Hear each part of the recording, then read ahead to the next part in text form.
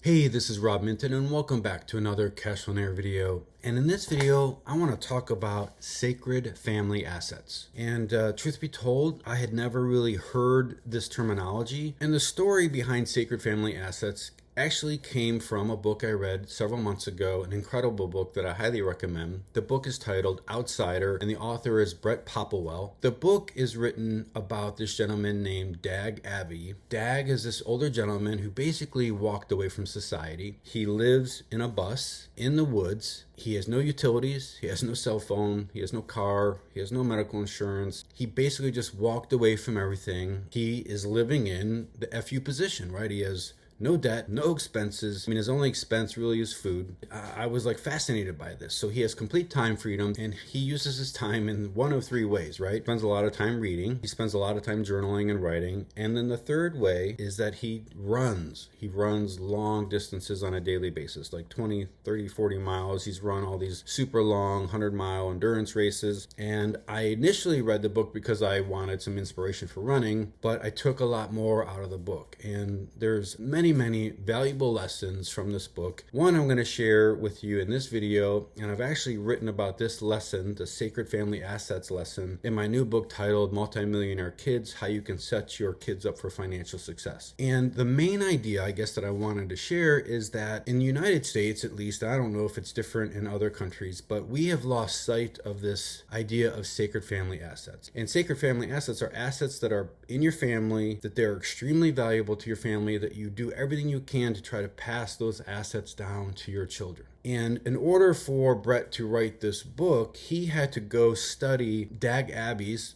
past, his history, his family, to try to understand what led Dag to doing what he's done. And this is where the idea of sacred family assets came, that he uncovered in studying Dag's family history. And I'm going to read a little bit from the book, so please, because I'm looking away from the camera, don't let that distract you. Like all of Norway's ancient farms, Hovlandsmoen has been long considered a sacred family asset to those who farm it, passed down like a crown through generations by the principle of primogeniture. Since the time of England's Tudor monarchs, the firstborn legitimate son of Hovlandsmoen has held the right of inheritance to the farm. A farmer's birthright is so important to Norwegian society that the lineal ownership of a country's farms is protected by an ancient Scandinavian law known as oldestret, which allows every member of the farmer's family to know exactly where they stand in line of succession of any lands even remotely connected to their family history. The oldestret is so far-reaching that few farms ever find their way into the open market. That's kind of crazy, right? Now, the interesting story about Dag is that Dag was adopted when he was a young boy, and he was adopted because his adopted parents, had a large, valuable family farm, and they did not have an heir to pass the farm on to. So they adopted Dag because they wanted to be able to pass along this sacred family asset to someone else to keep this in the family. That's how critically important sacred family assets are in Norway. So now let's take this idea of sacred family assets and apply it or compare it to how we are operating today in the United States. And I'm just going to make some broad observations. I would think for most of us, we have zero sacred family assets, right? Let's look at like the average path of life, right? So the average path of life is a couple gets married, they have kids, they go to work, they work hard, they save for retirement for 20, 30 years. And then when they retire, they start to sell off their assets, their retirement account investments. They use the proceeds from the sale of the investments to fund their lifestyle during their retirement. Hopefully,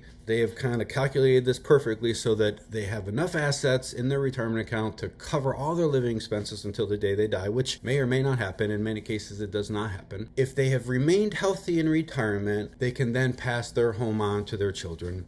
And what the children typically do is they sell that home, they split up the proceeds, and then each child ends up consuming the proceeds from the sale of that home. So there are no sacred family assets that stay in the family, that support the family, that offer benefits to the family, everything gets consumed from generation to generation. This actually gets a little bit more complicated because let's say the parents in their older years have health complications and they end up in a nursing home. If that happens and you haven't prepared for that scenario, all of the parents' assets end up getting consumed by the nursing home. And we have dealt with this in my family. My stepmother is in a nursing home. The nursing home costs, I think, $9,200 or $9,500 a month. And because of that cost, it has consumed most of my father's assets. More than likely, his home is going to be consumed by that nursing home. So we have two issues. One is that parents consume all of their own assets. And number two, if they don't prepare properly, their medical situation and then extreme high cost of medical care here in the United States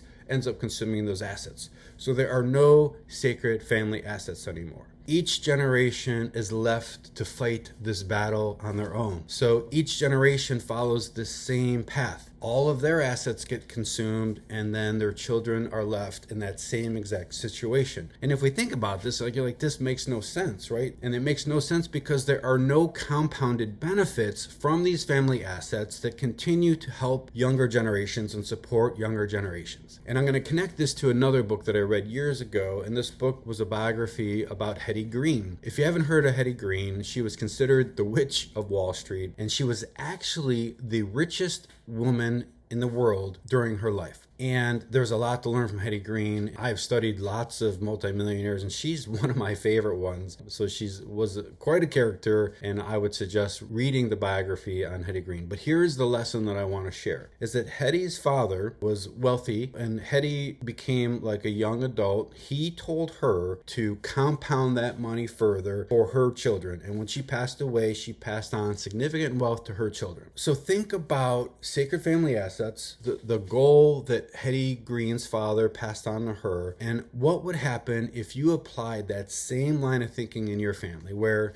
your goal was to expand the wealth that you received from your parents and pass that on to your children, so that every generation builds upon the wealth that was passed down to them. And this sounds like it would be complicated, but once you understand how compound interest works, you'll realize that that's really not that difficult. The key is to not consume family assets. The key is to maintain family assets, invest those assets for income, live off of the income, and let those assets continue to grow and provide for your family, for your children's family, and for your grandchildren's family. So the whole point of this video is to think about how you can create sacred family assets in your family. If your parents are alive, what can you do now to help preserve their assets so that they will offer your family benefits, your children benefits, your grandchildren benefits? What can you do now and for the remainder of your life to create sacred family assets for your kids? Take this idea of increasing the family wealth and use it in your family. That's actually what I'm trying to do in my family. So I hope this video helps. Definitely check out Brett Popplewell's book, Outsider. It's amazing. And I'm very thankful to Brett. He allowed me to quote from his book in my new book, The Multi-Millionaire Kids, How to Save and Invest for Your Kids. So thank you, Brett, if you watch this video. And I also recommend studying Hetty Green. I wrote an extensive report on Hetty Green. And if you'd like to get access to that report, just reach out to me and I'll get it over to you. Thank you for watching this video.